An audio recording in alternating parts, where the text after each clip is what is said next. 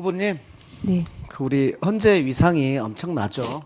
특히 지금 국민들이 헌재를 정말 예의주시하면서 보고 있다는 거 알고 계시죠?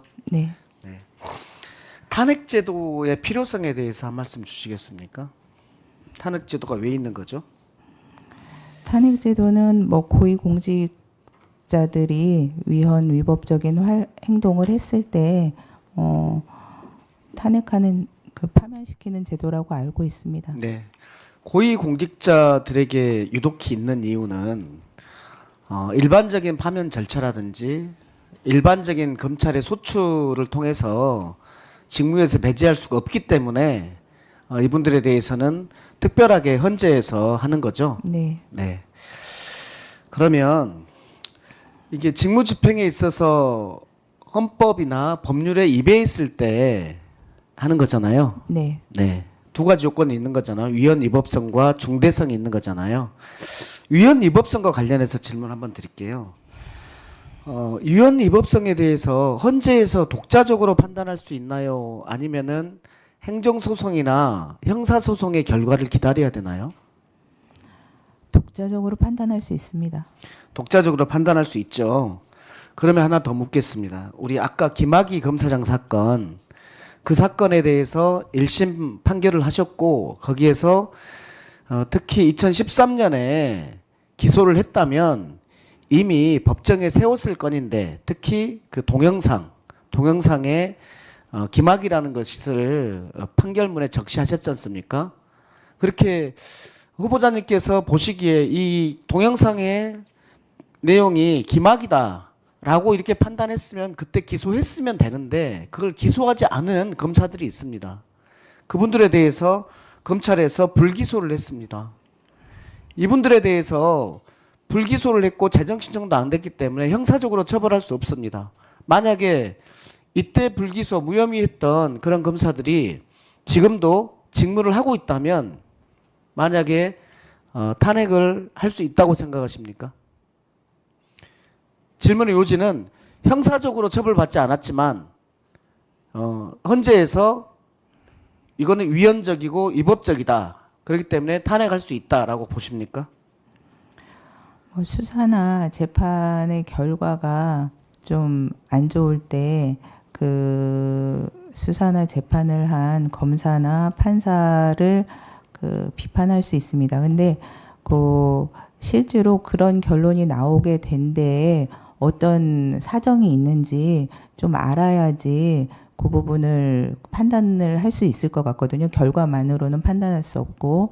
근데 그 앞부분에 수사가 그때 왜 이루어지지 않았는지 아니면 제대로 이루어지지 않았는지 이 부분에 대해서 언론에 많이 나오기는 합니다만은 제가 그 부분을 확정해서 말씀드릴 수는 그러면 없어서. 헌재의 대상은 될 수 있는 거 아닙니까? 헌재에서 판단을 해봐야지 아는 거 아닙니까? 그분들이 절차에 반해서 해서 이렇게 된 건지 아니면 다른 사정이 있었는지 그건 헌재에서 판단할 수 있는 거 아닙니까?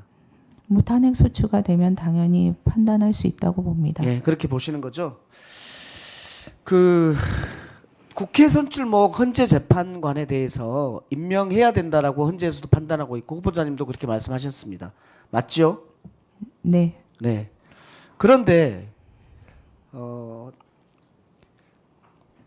대통령 권한대행인 총리가 임명하지 않으면 그 절차를 이행하지 않으면 헌법상 맞는데 그것을 이행하지 않으면 이것은 위헌적입니까 아닙니까?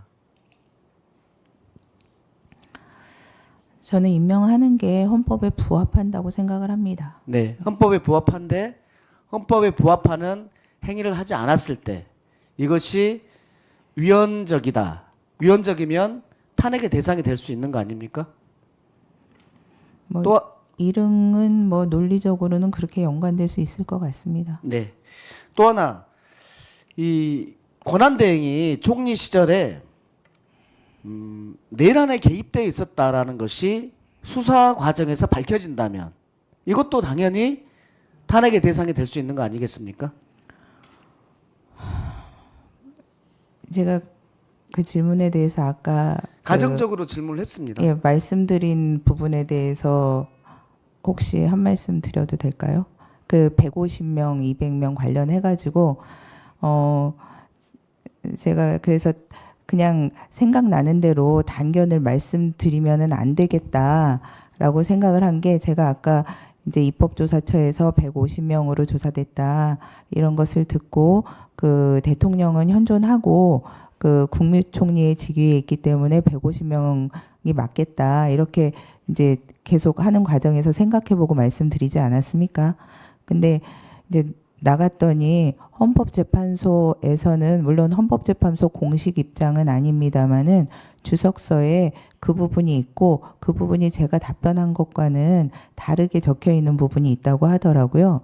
그래서 뭐 저는 제 입장을 말씀드린 것이니까 상관은 없겠습니다만은 저희 사법부에 종사하는 사람들이 좀 정치적 현안에 대해서 말씀드리는 걸 주저하는 게, 제가 여기서 이렇게 얘기해 놓고 나중에 실제로 혹시 헌법재판관이 돼서 판단을 할 때 다른 판단을 하게 되면 그 사이에 뭐가 개입된 것이 아닌가 이렇게 생각하실 수도 있고, 이렇기 때문에 저희가 참 조심스럽습니다. 그래서 이 부분도 위원님께서 말씀하시는 부분은 잘 알겠지만, 제가 지금 막 생각해서 대답하기에는 조금 정치적으로 너무 현안이다 이렇게 말씀드리고 싶습니다. 드릴 시간 더 필요하신가요? 1분, 네, 1분만 더 주십시오. 1분 더 주십시오. 그 부분과 관련해서 하나만 좀 정확히 짚으면, 그러면 헌법과 법률의 위반 여부는 헌재 독자적으로 판단할 수 있다라는 것에 대해서는 이견이 없는 거죠. 예, 그거는 뭐 네. 맞는 말씀입니다. 예, 또 하나요. 그 대통령의 제2요구권에 대해서는 한계가 있습니까? 내재적 한계가 있는 거죠. 제2요구권이 헌법상으로는 뭐 이의가 있으면 이렇게 돼 있는 것으로 알고 네. 있습니다. 근데 그거 이외에는 요건이 있지는 않지만, 뭐 기본적으로 국민의 기본권 보장이라는 내재적 한계는 다 있다고 보여집니다. 네, 네. 그런데 윤석열 대통령은 이렇게 하고 있습니다. 여야 합의 없으면 거부권 행사하겠다. 여야 합의 없는 것이 거부권 행사 요건은 아니지 않습니까? 아닙니다. 그렇죠? 그러면 본인 또는 가족 관련 사건에 대한 거부권 행사는 한계가 없습니까? 그것도 뭐 여러 가지, 아까 그냥 대통령이 이의만 있으면 할 수 있다라는 견해도 있지만, 말씀하신 것처럼 그 내재적 한계가 있고, 특히 본인이나 배우자 관련 일에 대해서 거부권을 행사하는 데는 신중해야 된다라는 견해가 있는 것으로 알고 있습니다. 그럼 결국 윤석열 대통령이나 아니면은 한덕수 원한대 자기와 관련된 내란 특검에 대해서 거부권 행사하는 것은 한계가 있을 수 있다라고 보십니까? 그 견해에 의한다면 한계가 있을 수 있겠습니다. 네, 존경하는 민병도 의원님 수고하셨습니다. 다음 존경하는 김기표 의원님 질의 부탁드립니다. 네, 부천시의원 김기표입니다. 후보자님 고생